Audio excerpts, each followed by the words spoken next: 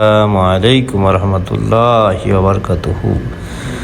এবার 2026 সালে হাজিদের কড়া নিরাপত্তা দানের জন্য এবং মক্কা মুআজ্জমায় যাতে অবৈধভাবে কোনো ধরনের হাজি অনুপ্রবেশ না করতে পারে, সেজন্য যারা মক্কা মদিনাতে কাজ করে তাদের পরিপূর্ণভাবে তাসনিয়া বৈধভাবে কাগজপত্র আছে কিনা সেটা নিশ্চিত করার জন্য পুরাপুরি ধরনের কঠোর ধরনের নজরদারি চলতেছে।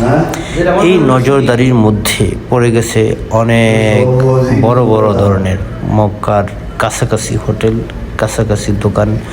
যেই দোকানদাররা অভিযোগ করেছে আমরা আসলে দোকান খুলতে পারি না, কারণ আমাদের দোকানের কর্মচারীদের মধ্যে অনেকেরই মক্কার বাইরে তাসনিয়া এবং মক্কার ভিতরেরটা এখনও অনুমোদন করা যাচ্ছে না বা যাওয়াটা খুবই কঠিন।